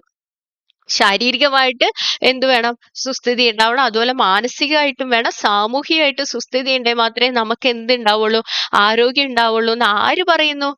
World health organisation. ആരാ അങ്ങനെ നിർവചിച്ചത്? World health organisation. ആരോഗ്യക്ഷമത കുറഞ്ഞ ഒരു വ്യക്തിക്ക് മതിയായ പരിഗണനയും ആരോഗ്യ പരിരക്ഷയും ലഭിക്കാത്ത പക്ഷം രാജ്യ പുരോഗതിയിൽ കാര്യമായ സംഭാവന ചെയ്യാൻ സാധിക്കില്ല. അപ്പൊ ഈ ലേബർ ഫോഴ്സിൽ നമ്മൾ പറഞ്ഞ പോലെ ലേബർ ഫോഴ്സിൽ ഉൾപ്പെടുന്ന ഒരാൾ, 25 വയസ്സുള്ള ഒരാള്, ആൾക്ക് നല്ല ആരോഗ്യം ഇല്ലെങ്കിൽ അയാൾക്ക് നല്ല ആരോഗ്യ പരിരക്ഷ കിട്ടുന്നില്ല. അങ്ങനെയാണെങ്കിൽ അയാൾ മാനവവിഭവശേഷിക്ക് ഉപയോഗിക്കാൻ സാധ്യമാകോ? ഇല്ല. അപ്പൊ അതുകൊണ്ടാണ് പറയുന്നത് എന്ത് വേണം? ആരോഗ്യ പരിരക്ഷയും വേണം, അതുപോലെ മതിയായ പരിഗണനയും കൂടെ കൊടുത്താൽ മാത്രമേ ഒരു വ്യക്തി എന്തിലേക്ക് നയിക്കുകയുള്ളൂ? രാജ്യ പുരോഗതിയിലേക്ക് നയിക്കുകയുള്ളൂ എന്ന് പറയുന്നത്. ഇനി ഇങ്ങനെയുള്ള വ്യക്തി നല്ല ആരോഗ്യമില്ലാത്തൊരു വ്യക്തിയാണെങ്കിൽ എന്ത് ചെയ്യും? അയാളിൽ നിന്ന് കിട്ടുന്ന ഉൽപാദനക്ഷമത കുറയില്ലേ? കുറയും. ജോലിയിൽ നിന്ന് വിട്ടു നിൽക്കേണ്ടതായിട്ട് വരും. ഉൽപാദനം കുറയും. അപ്പൊ എന്ത് ചെയ്യും? നമ്മുടെ രാജ്യത്തിന്റെ പുരോഗതി, അതായത് നമുക്ക് കിട്ടുന്ന വരുമാനം കുറയും. അയാളുടെ ജീവിത സാഹചര്യം താഴ്ന്നു വരുന്നു. അപ്പൊ രാജ്യത്തിന് എന്ത് ചെയ്യുന്നു? രാജ്യത്തിലും അതുപോലെ തന്നെ സാമ്പത്തികമായിട്ട് കാഴ്ചയല്ലേ ഉണ്ടാവുക? പുരോഗതി ഉണ്ടാവുക? ഇല്ല. അപ്പൊ വ്യക്തികളുടെ ജീവിത നിലവാരം ഉയർത്തുന്നതോടൊപ്പം നമ്മൾ എന്തിലേക്കും കൂടിയാണ് പോകുന്നത്? ഒരു വ്യക്തിയല്ല, ഒരുപാട് വ്യക്തികൾ ചേർന്നതല്ലേ രാജ്യം എന്ന് പറയുന്നത്. അപ്പൊ വ്യക്തികളുടെ ജീവിത നിലവാരം ഉയർന്നാൽ മാത്രമേ എന്തിലേക്ക് പോകാൻ പറ്റുള്ളൂ? രാജ്യത്തിന്റെ പുരോഗതി കൈവരിക്കാനായിട്ട് സാധിക്കുള്ളൂ. ജനങ്ങളുടെ ഉൽപാദനക്ഷമതയിലും ഗുണനിലവാരത്തിലും സ്വാധീനം ചെലുത്തി മാനവ വിഭവശേഷി വികസിപ്പിക്കുന്നതിൽ അടിസ്ഥാനപരമായി പങ്കുവഹിക്കുന്ന പ്രധാന ഘടകമാണ് ഏത് എന്ന് പറയുന്നത്? ആരോഗ്യ പരിപാലനം എന്ന് പറയുന്നത്. മനസ്സിലായില്ലേടാ? ആരോഗ്യ പരിപാലനം എന്ന് പറയുന്നത് എന്താ? ജനങ്ങളുടെ ഉൽപാദനക്ഷമതയിലും ഗുണനിലവാരത്തിലും സ്വാധീനം ചെലുത്തി മാനവ വിഭവശേഷി വികസിപ്പിക്കുന്നതിൽ അടിസ്ഥാനപരമായി പങ്കുവഹിക്കുന്ന ഒരു പ്രധാന ഘടകം എന്ന് പറയുന്നത് എന്താണ്? ആരോഗ്യ പരിപാലനമാണ്. ഇനി ആരോഗ്യ പരിപാലനത്തിനായി നമുക്ക് ചുറ്റും നിരവധി സ്ഥാപനങ്ങൾ പ്രവർത്തിക്കുന്നു. പൊതുമേഖലയിലും സ്വകാര്യ മേഖലയിലും സഹകരണ മേഖലയിലും ഇത്തരം ആരോഗ്യ പരിപാലന കേന്ദ്രങ്ങൾ പ്രവർത്തിക്കുന്നുണ്ട് അല്ലെ. ഇപ്പൊ പൊതുജന സമൂഹത്തെ മുൻനിർത്തിയുള്ള ആരോഗ്യ പരിപാലന പ്രവർത്തനങ്ങൾ പൊതുമേഖലയിൽ കാര്യക്ഷമമായി നടന്നു വരുന്നു. പൊതുമേഖലയിലെ ആരോഗ്യ പരിപാലന സംവിധാനങ്ങളാണ് ആരോഗ്യ ഉപകേന്ദ്രങ്ങൾ. ഇപ്പൊ നമ്മുടെ പ്രാഥമിക ആരോഗ്യ കേന്ദ്രങ്ങളൊക്കെ ഇല്ലേ, അതൊക്കെ എന്താണ്? നമ്മുടെ മാനവ വിഭവശേഷി രാഷ്ട്ര പുരോഗതിയിലേക്ക് കൊണ്ടുവരുന്നതിന് വേണ്ടിയിട്ടുള്ളതാണ്. അതുപോലെ ഉപകേന്ദ്രങ്ങള്, പ്രാഥമിക ആരോഗ്യ കേന്ദ്രം, സാമൂഹ്യ ആരോഗ്യ കേന്ദ്രം, താലൂക്ക് ആശുപത്രി, ജില്ലാ ആശുപത്രി, മെഡിക്കൽ കോളേജ് തുടങ്ങിയവയൊക്കെ. ഇതോടൊപ്പം ആയുർവേദം, യോഗ, പ്രകൃതി ചികിത്സ, യുനാനി, ഹോമിയോപ്പതി തുടങ്ങിയ വിവിധ ചികിത്സാ സൗകര്യങ്ങൾ ലഭ്യമാക്കുന്ന നിരവധി സ്ഥാപനങ്ങൾ നമുക്ക് എവിടെയുണ്ട്? ഇന്ത്യയിൽ കാണാനായിട്ട് കഴിയും. ആരോഗ്യ മേഖലയിലുള്ള ഗവൺമെന്റിന്റെ നിക്ഷേപങ്ങൾ മനുഷ്യ മൂലധന രൂപീകരണത്തെ ശക്തിപ്പെടുത്തുന്നു. ആരോഗ്യ പരിപാലന സംവിധാനങ്ങളിലൂടെ പ്രതിരോധ ഔഷധങ്ങള്, പ്രതിരോധ കുത്തിവയ്പ്പുകള്, രോഗഭേദമായുള്ള ഔഷധങ്ങള്, പോഷകാഹാര ലഭ്യത, ആരോഗ്യ സാക്ഷരതയുടെ പ്രചരണം, ശുദ്ധമായ കുടിവെള്ള വിതരണം, ശുചീകരണ നടപടികൾ എന്നിവ നടപ്പിലാക്കി വരുന്നു. ആരോഗ്യ പരിപാലന പ്രവർത്തനങ്ങൾക്ക് കേരളം ലോകരാഷ്ട്രങ്ങൾക്ക് ഒരു മാതൃകയാണ് എന്നത് നമുക്ക് അഭിമാനിക്കാം. അപ്പൊ എന്താ പറയുന്നത്? ആരോഗ്യം സംരക്ഷിക്കുന്നതിന് വേണ്ടിയിട്ട് ഗവൺമെന്റിന്റെ കുറെ കേന്ദ്രങ്ങൾ സ്വകാര്യ മേഖലയിലും പൊതുമേഖലയിലും ഒക്കെ ഉണ്ട് ഇന്ത്യയില്. അതോടൊപ്പം തന്നെ എന്താ പറയുന്നത്? പ്രതിരോധ കുത്തിവയ്പ്പുകൾ, പ്രതിരോധ ഔഷധങ്ങളൊക്കെ കൊടുത്ത് പോഷകാഹാരങ്ങളൊക്കെ ലഭ്യമാക്കുന്നു, ആരോഗ്യ സാക്ഷരത കൊടുക്കുന്നു. ഇതൊക്കെ എന്താണ്? മാനവ വിഭവശേഷി വർദ്ധിപ്പിക്കുന്നതിന് സഹായിക്കുന്നു. ഇനി മൂന്നാമത്തെ ഘടകം നമ്മൾ കണ്ടത് ഏതാണ്? കുടിയേറ്റമാണ് അല്ലെ. നിങ്ങളുടെ കുടുംബങ്ങളിൽ ആരെങ്കിലും മറ്റ് സംസ്ഥാനങ്ങളിലോ വിദേശ രാജ്യങ്ങളിലോ ജോലി ചെയ്യുന്നവരുണ്ടോ? തൊഴിലിനും വിദ്യാഭ്യാസത്തിനും ഉയർന്നുവരുന്ന ജീവിത നിലവാരത്തിനുമായ ആളുകൾ നമ്മുടെ സംസ്ഥാനത്തിൽ നിന്നും മറ്റ് സംസ്ഥാനങ്ങളിലേക്ക്, വിദേശ രാജ്യങ്ങളിലേക്ക് പോവുകയോ അവിടെ നിന്ന് നമ്മുടെ രാജ്യത്തേക്ക് വരികയോ ചെയ്യുന്നതാണ് എന്ത് എന്ന് പറയുന്നത്? കുടിയേറ്റം എന്ന് പറയുന്നത്. നമുക്കറിയാലേ, ഇപ്പൊ കേരളത്തിൽ നിന്നാണ് ഏറ്റവും കൂടുതൽ ആൾക്കാർ എന്ത് ചെയ്യുന്നത്? വിദേശ രാജ്യങ്ങളിലേക്കൊക്കെ പോകുന്നത്, അല്ലെ മറ്റ് സംസ്ഥാനങ്ങളിലേക്കൊക്കെ പോകുന്നത്. അതുപോലെ തന്നെ മറ്റ് സംസ്ഥാനങ്ങളിൽ നിന്ന് ബംഗാളൊക്കെ പോലെ കേരളത്തിലേക്ക് ഒരുപാട് പേര് വരുന്നില്ലേ? ഇതാണ് കുടിയേറ്റം എന്ന് പറയുന്നത്. ഇത്തരത്തിൽ ഒരു പ്രദേശത്ത് നിന്ന് മറ്റൊരു പ്രദേശത്തേക്ക് സ്ഥിരമായോ താൽക്കാലികമായോ ജനങ്ങൾ മാറി താമസിക്കുന്നതിനെയാണ് എന്ത് എന്ന് പറയുന്നത്? കുടിയേറ്റം എന്ന് പറയുന്നത്. അതായത് ഒരു പ്രദേശത്ത് നിന്ന് മറ്റൊരു പ്രദേശത്തേക്ക് സ്ഥിരമായോ താൽക്കാലികമായോ ജനങ്ങൾ മാറി താമസിക്കുന്നതിനെയാണ് എന്ത് എന്ന് പറയുന്നത്? കുടിയേറ്റം എന്ന് പറയുന്നത്. സാമൂഹ്യ, സാമ്പത്തിക, സാംസ്കാരിക മേഖലകളിൽ കുടിയേറ്റം നിരവധി മാറ്റങ്ങൾ ഉണ്ടാക്കുന്നു. കുടിയേറ്റത്തിന് അനന്തഫലമായി ഉണ്ടാകുന്ന പ്രാദേശിക മാറ്റങ്ങൾ ഉൾക്കൊള്ളുന്നതിനും ആവശ്യങ്ങൾ നിറവേറ്റുന്നതിനും ചെലവുകൾ വഹിക്കുക എന്നത് ഗവൺമെന്റിന്റെ ഉത്തരവാദിത്തമാണ്. അപ്പൊ എന്താ പറയുന്നത്? പ്രാദേശിക മാറ്റങ്ങൾ ഉൾക്കൊള്ളുകയും അനന്തരഫലമായി ഉണ്ടാകുന്ന എന്താ പറയാ ആവശ്യങ്ങൾ നിറവേറ്റുന്നതിനുള്ള ചെലവുകൾ വഹിക്കുക എന്ന് പറയുന്നത് ആരാണ്? ഗവൺമെന്റ് ആണ് എന്ന് പറയുന്നത്. അപ്പൊ ഇത് ആ പ്രദേശത്തെ മൂലധന രൂപീകരണത്തിന് സഹായിക്കുന്നു. ഇങ്ങനെ എന്ത് ചെയ്യും? ഒരു രാജ്യത്ത് നിന്ന് മറ്റൊരു രാജ്യത്തേക്ക് കുടിയേറുന്നു. അപ്പൊ അവർക്ക് കൂടുതൽ വരുമാനം ലഭിക്കുകയാണ് അല്ലെ. അത് എന്തിനു സഹായിക്കും എന്നാ പറയുന്നത്? മൂലധന രൂപീകരണത്തിന് സഹായിക്കുന്നു. ഇനി അടുത്തത് തൊഴിൽ പരിശീലനം എന്താന്ന്? ചില പ്രത്യേക മേഖലകളിൽ തൊഴിലുകൾ ലഭിക്കുന്നതിന് നൈപുണ്യ വികസന പരിശീലനങ്ങൾ നിർബന്ധമാണ്.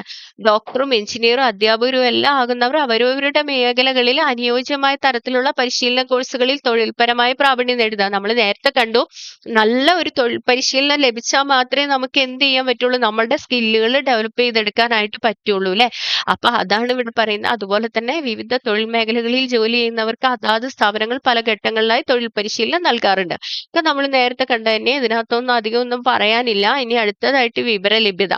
മനുഷ്യ മൂലധന രൂപീകരണത്തെ സഹായിക്കുന്ന മറ്റൊരു ഘടകമാണ് എന്ത് എന്ന് പറയുന്നത്? വിവര ലഭ്യത. വിദ്യാഭ്യാസ, ആരോഗ്യം, തൊഴിൽ തുടങ്ങിയ വിവിധ മേഖലകളിലെ സേവനങ്ങൾ മനുഷ്യ മൂലധന രൂപീകരണത്തിന് ആക്കം കൂട്ടും. എന്താ പറയുന്നത്?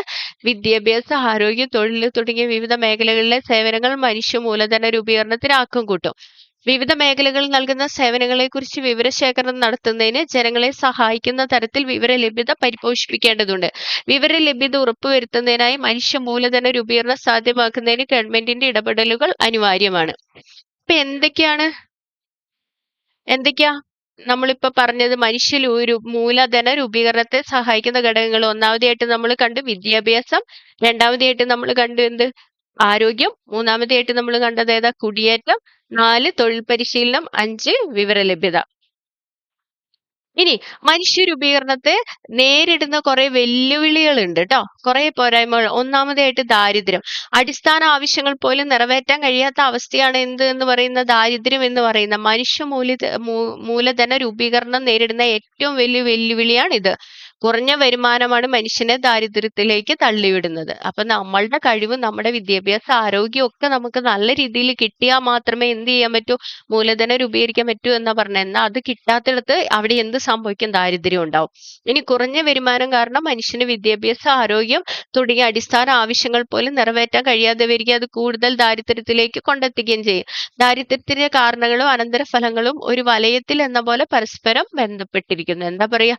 ഇതിന്റെ കാരണങ്ങളെല്ലാം പരസ്പരം ബന്ധപ്പെട്ട് കിടക്കുന്നു എന്നാ പറയുന്നത്. ഇത് ഭേദിച്ചാൽ മാത്രമേ മാനവ വിഭവശേഷി മെച്ചപ്പെടുത്തി മനുഷ്യ മൂലധന രൂപീകരണം സാധ്യമാക്കുള്ളൂ.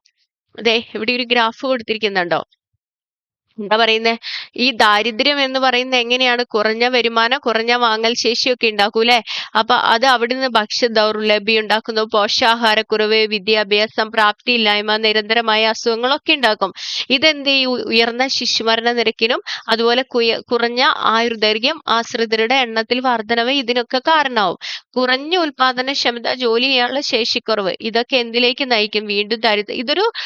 ഈ ഫ്ലോ ചാർട്ട് കണ്ടോടാ, ഇത് പരസ്പരം ഇങ്ങനെ ബന്ധപ്പെട്ട് കിടക്കുന്നതാണ്. ഇതിൽ എന്തിൽ മാറ്റം വന്നാലും അത് എന്തിലെ ലാസ്റ്റ് എത്തുള്ളൂ? അതിന്റെ ഫൈനൽ റിസൾട്ട് എന്ന് പറയുന്നത് എന്തായിരിക്കും? ദാരിദ്ര്യം ആയിരിക്കും. മതിയായ വിദ്യാഭ്യാസ, ആരോഗ്യ സംരക്ഷണവും സുരക്ഷയും നേടുന്നതിന് ദാരിദ്ര്യം വിഘാതമായി നിൽക്കുന്നു. ജനങ്ങളെ ദാരിദ്ര്യത്തിന്റെ പിടിയിൽ നിന്ന് മുക്തരാക്കുന്നതിന് വേണ്ടി കേന്ദ്ര, സംസ്ഥാന സർക്കാരുകൾ വിവിധ പദ്ധതികളും നയങ്ങളും നിയമങ്ങളും കാലാനുസൃതമായി ആവിഷ്കരിച്ച് നടപ്പിലാക്കി വരുന്നു. ദാരിദ്ര്യ നിർമ്മാർജ്ജന പദ്ധതികൾ മാതൃകാപരമായി നടപ്പിലാക്കിക്കൊണ്ടിരിക്കുന്ന ഒരു സംസ്ഥാനമാണ് കേരളം. എടാ, ഇപ്പൊ നമ്മുടെ PSC ചോദിക്കുന്ന കുറെ കാര്യങ്ങളുണ്ട്. കുറെ ദാരിദ്ര്യ നിർമ്മാർജ്ജന പദ്ധതികളുണ്ട്. അതൊക്കെ നിങ്ങളൊന്ന് വായിച്ചു നോക്കണം. അങ്ങനെ കേരളത്തിൽ ഏറ്റവും കൂടുതൽ പദ്ധതികൾ നടപ്പിലാക്കുന്ന ഒരു സംസ്ഥാനമാണ് കേരളം. അപ്പൊ അതൊക്കെ PSCന്റെ ഇഷ്ടപ്പെട്ട ക്വസ്റ്റ്യനുകളും കൂടിയാണ് കേട്ടോ. തൊഴിലില്ലായ്മ. അടുത്തതായിട്ട് എന്താ പറയുന്നത്? ദാരിദ്ര്യം കഴിഞ്ഞു, തൊഴിലില്ലായ്മ. തൊഴിലില്ലായ്മയെ കുറിച്ച് നിങ്ങൾ കേട്ടിട്ടില്ലേ? എങ്ങനെയാണ് നമ്മുടെ ജീവിതത്തെ ബാധിക്കുന്നത്? എങ്ങനെ ആലോചിച്ചിട്ടുണ്ടോ? നിലവിലുള്ള വേതന നിരക്കിൽ തൊഴിൽ ചെയ്യാൻ തയ്യാറുള്ള ആരോഗ്യം, കഴിവുമുള്ള ഒരു വ്യക്തിക്ക് തൊഴിൽ കണ്ടെത്താനാവാത്ത അവസ്ഥയാണ് തൊഴിലില്ലായ്മ എന്ന് പറയുന്നത്. എന്താ? നമ്മൾക്ക് തൊഴിൽ ചെയ്യാനുള്ള യോഗ്യതയുണ്ട്, ചെയ്യാൻ തയ്യാറുമാണ്, ആരോഗ്യമുണ്ട്, കഴിവുണ്ട്, എന്നാൽ നമുക്ക് എന്ത് കിട്ടുന്നില്ല? നമ്മുടെ നമ്മളുടെ ആ കഴിവിനോ അല്ലെങ്കിൽ നമ്മുടെ ആഗ്രഹത്തിനനുസരിച്ച് നിലവിലുള്ള വേതന നിരക്കിൽ നമുക്ക് എന്ത് കിട്ടില്ല? തൊഴിൽ കിട്ടില്ല. ഈ അവസ്ഥയാണ് എന്ത് എന്ന് പറയുന്നത്? തൊഴിലില്ലായ്മ എന്ന് പറയുന്നത്. വിദ്യാഭ്യാസത്തിന് നൈപുണ്യക്കും യോജിക്കുന്ന തരത്തിൽ തൊഴിലവസരങ്ങൾ ലഭിക്കാതെ വരുന്നത് മാനവവിഭവശേഷിയെ പരമാവധി പ്രയോജനപ്പെടുത്തുന്നതിന് തടസ്സം സൃഷ്ടിക്കുന്നു. മാനവവിഭവശേഷിയെ പരമാവധി ഉപയോഗപ്പെടുത്തിയാൽ മാത്രമേ മനുഷ്യ മൂലധന രൂപീകരണം സാധ്യമാകുള്ളൂ. എന്താ പറയാ? മാനവവിഭവശേഷി, അതായത് തൊഴിൽ ചെയ്യാൻ സന്നദ്ധരായിട്ടുള്ളവരെ വേണ്ട വിധത്തിൽ ഉപയോഗപ്പെടുത്താൻ കഴിഞ്ഞാൽ മാത്രമേ എന്ത് ചെയ്യുള്ളൂ? മനുഷ്യ മൂലധന രൂപീകരണം സാധ്യമാകുള്ളൂ. ഇനി രാജ്യത്ത് പലതരത്തിലുള്ള തൊഴിലില്ലായ്മ നിലനിൽക്കുന്നുണ്ട്. ഒന്നാമത്തെ എന്താ? പ്രകടമായ തൊഴിലില്ലായ്മ. അതായത് ഒരു വ്യക്തി തൊഴിൽ ചെയ്യാൻ സന്നദ്ധയാണ്, പക്ഷെ എന്ത് ചെയ്യുന്നില്ല? തൊഴിൽ കിട്ടാത്തൊരവസ്ഥ. തൊഴിൽ ചെയ്യാൻ തൊഴിലില്ല. ഈ അവസ്ഥയാണ് പ്രകടമായ അൺഎംപ്ലോയ്മെന്റ് അല്ലെങ്കിൽ പ്രകടമായ തൊഴിലില്ലായ്മ എന്ന് പറയുന്നത്, ഓപ്പൺ അൺഎംപ്ലോയ്മെന്റ് എന്ന് പറയുന്നത്. ഇനി രണ്ടാമതായിട്ട് ഘടനാപരമായ തൊഴിലില്ലായ്മ അഥവാ നൂതന സാങ്കേതിക വിദ്യയുടെ പ്രയോഗം മൂലം തൊഴിൽ നഷ്ടമാകുന്ന അവസ്ഥ. അതായത് ഇപ്പൊ നമ്മൾ കണ്ടുവരുന്ന ഒരു ട്രെൻഡാണല്ലേ AI. ഇങ്ങനെയുള്ള നൂതന സാങ്കേതിക വിദ്യ വരുമ്പോ എന്ത് ചെയ്യും? മനുഷ്യ മൂലധനം അല്ലെങ്കിൽ മാനവ വിഭവശേഷി വേണ്ട വിധത്തിൽ ഉപയോഗിക്കാത്ത ഒരു അവസ്ഥ വരും ല്ലേ? ഇങ്ങനെ എന്ത് ചെയ്യും? കുറെ പേർക്ക് ജോലി കിട്ടാതെ ആവും. ഇതാണ് ഘടനാപരമായ തൊഴിലില്ലായ്മ അല്ലെങ്കിൽ സ്ട്രക്ചറൽ അൺഎംപ്ലോയ്മെന്റ് എന്ന് പറയുന്നത്. മനസ്സിലായില്ലേ? അതായത് നൂതന സാങ്കേതിക വിദ്യയുടെ അതിപ്രസരം മൂലം നമുക്ക് എന്ത് ചെയ്യും? തൊഴിൽ നഷ്ടമാകുന്ന അവസ്ഥയാണ് ഘടനാപരമായ തൊഴിലില്ലായ്മ എന്ന് പറയുന്നത്. അടുത്ത എന്താണ്? കാലികമായ തൊഴിലില്ലായ്മ അഥവാ പ്രത്യേക കാലത്ത് മാത്രം തൊഴിൽ ലഭിക്കുകയും മറ്റു സമയം തൊഴിലില്ലാതാവുകയും ചെയ്യുന്ന അവസ്ഥ സീസണലാണ്. ഇപ്പൊ ഒരു കൃഷിക്കാരനെ എടുക്കുക. ആ കർഷകന് ജോലി ഉണ്ട്. പക്ഷെ എന്താണ് ഈ മഴക്കാലമൊക്കെ വന്നു കഴിഞ്ഞാൽ അവർക്ക് ജോലിക്ക് പോകാൻ പറ്റുമോ? ഇല്ല. ഇങ്ങനെ പ്രത്യേക കാലത്ത് മാത്രമേ എന്ത് ചെയ്യുള്ളൂ? ഓരോ സീസണുകളിൽ മാത്രമേ ഇവർക്ക് എന്ത് കിട്ടുന്നുള്ളൂ? തൊഴിൽ കിട്ടുന്നുള്ളൂ. ഇതാണ് കാലികമായ തൊഴിലില്ലായ്മ എന്ന് പറയുന്നത്. അടുത്തത് പ്രച്ഛന്ന തൊഴിലില്ലായ്മ അഥവാ ഉൽപാദന പ്രവർത്തനത്തിൽ ആവശ്യത്തിലധികം തൊഴിലാളികൾ പങ്കെടുക്കുന്ന അവസ്ഥ. എടാ ഒരു 5 പേര് ജോലിക്ക് വേണ്ടടുത്ത് 10 പേരെ നിയമിക്കേണ്ടി വരുന്ന ഒരു അവസ്ഥയില്ലേ? ഇതാണ് പ്രച്ഛന്ന തൊഴിലില്ലായ്മ എന്ന് പറയുന്നത്. കിട്ടിയോ? ഇനി ഒരു രാജ്യത്തെ സാമ്പത്തിക ശക്തിയാക്കി മാറ്റുന്നതിൽ മനുഷ്യ മൂലധന രൂപീകരണത്തിന്റെ പങ്ക് നിസ്സീമമാണ്. മനുഷ്യ മൂലധന രൂപീകരണത്തെ സ്വാധീനിക്കുന്ന പ്രധാന ഘടകങ്ങൾ ഏതൊക്കെയാ? നമ്മൾ പറഞ്ഞതായിരുന്നല്ലോ. ഏതൊക്കെയാ ഒന്ന് പറഞ്ഞേതാ? വിദ്യാഭ്യാസം, അതുപോലെ തന്നെ ആരോഗ്യം, കുടിയേറ്റം, തൊഴിൽ പരിശീലനം, വിവര ലഭ്യത മുതലായവയൊക്കെയാണ്. അതുകൊണ്ട് തന്നെ ഈ മേഖലകളിലേക്ക് വേണ്ടത്ര ശ്രദ്ധയും പരിഗണനയും നൽകുക എന്നത് സർക്കാരുകളുടെ പ്രധാന കർത്തവ്യമാണ്. അനുയോജ്യമായ പദ്ധതികളിലൂടെയും കൃത്യമായ ആസൂത്രണത്തിലൂടെയും മാനവവിഭവശേഷിയെ പരമാവധി വിനിയോഗിച്ച് മനുഷ്യ മൂലധന രൂപീകരണം സാധ്യമാക്കുക വഴി രാഷ്ട്ര പുരോഗതി കൈവരിക്കാനായിട്ട് സാധിക്കും.